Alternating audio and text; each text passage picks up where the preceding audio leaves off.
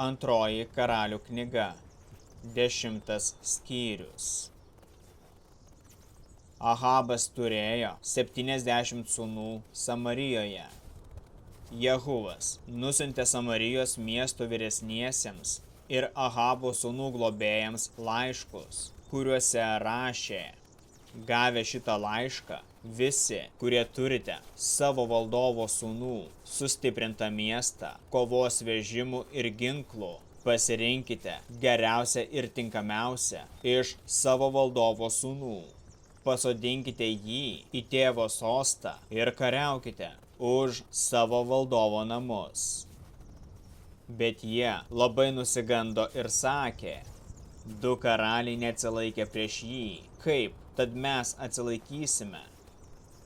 Namų valdytojas, miesto valdytojas, vyresnieji ir sūnų globėjai pasiuntė Jehuvui tokį atsakymą: Mes esame tavo tarnai ir visa, ką mums įsakysi, darysime. Nė vieno karaliumi nepaskirsime. Daryk, kaip tau patinka. Tada Jehuvas parašė jiems antrą laišką: Jei jūs esate manieji ir klausysite manęs, paimkite savo valdovo sūnų galvas ir rytoj apie šitą laiką atneškite jas man į Jezreelį. Karaliaus sūnus, 70 vyrų, buvo miesto didžiūnų užauginti. Gavę šitą laišką, jie nužudė visus karaliaus sūnus, 70 vyrų, ir sudėję jų galvas į pintines, nusiuntė jas Jehuvui į Jezreelį. Pasiuntinys jam pranešė: Atnešė karaliaus sūnų galvas. Jis įsakė: Sukraukite jas į 2 krūvas prie miesto vartų ir palikite iki ryto. Rytą Jehuvas išėjęs ir atsistojęs prie vartų kalbėjo visiems žmonėms: Jūs esate nekalti. Aš padariau sąmokslą prieš savo valdovą ir jį nužudžiau. Bet kas nužudė šituos?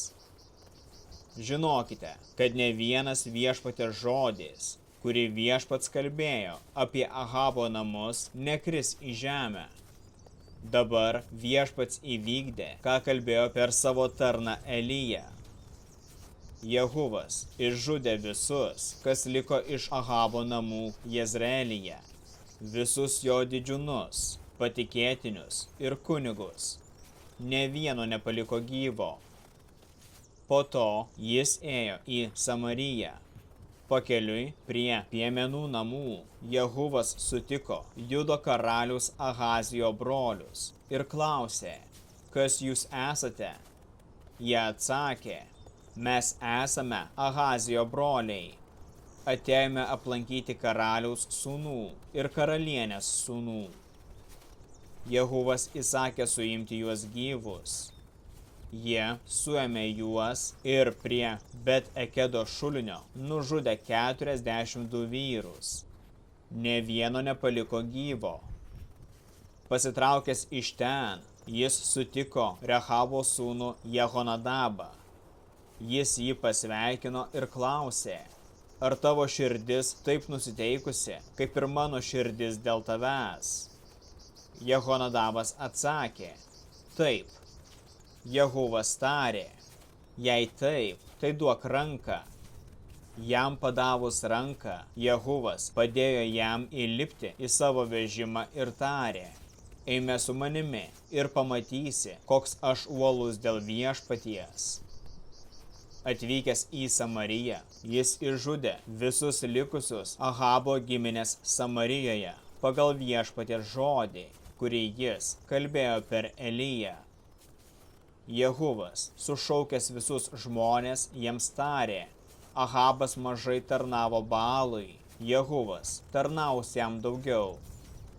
Dabar sušaukite pas mane visus Baalo pranašus, visus jo garbintojus ir visus kunigus. Žiūrėkite, kad nė vieno netrūktų, nes turiu aukoti Baalui didelę auką. Kas neatvyks, neliks gyvas. Jehuvas tai darė klastingai, norėdamas išžudyti Baalo garbintojus. Jis įsakė suruošti Baalui iškilmingą šventę. Jehuvas apie tai paskelbė visam Izraeliui. Atvyko visi iki vieno Baalo garbintojai, ir Baalo namai buvo pilni nuo vieno krašto iki kito. Jis įsakė drabužių saugotojui išdalinti drabužius visiems Baalo garbintojams.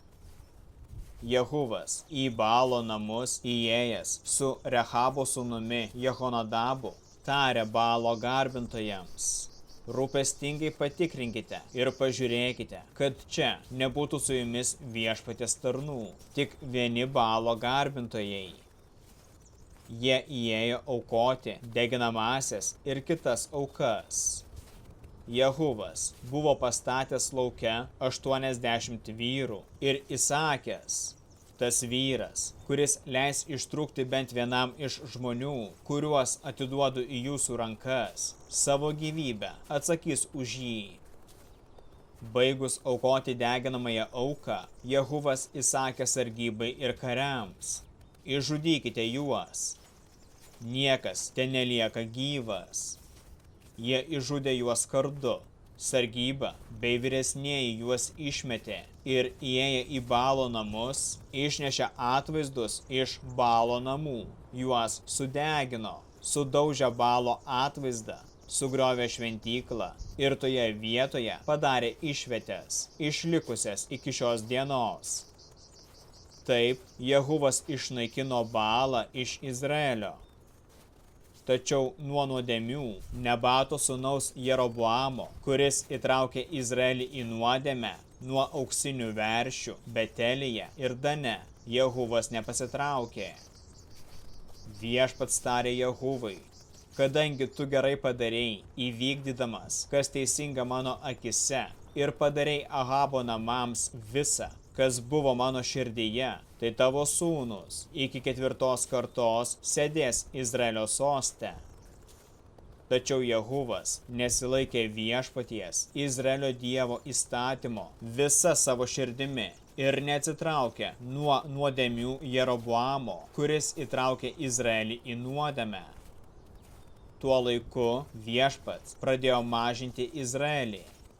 Hazaelis juos nugalėjo visame pasienyje, nuo Jordano rytuose, visą Gileado šalį, Gadus, Rubenus ir Manasus, iki Aroero miesto prie Arnono upės ir Bašaną. Visi kiti Jehuvo darbai ir jo galia yra aprašyti Izraelio karalių metraščių knygoje. Jehuvas užmigo prie savo tėvų ir jį palaidojo Samarijoje. Jo sūnus Jehoahazas karaliavo vietoj jo.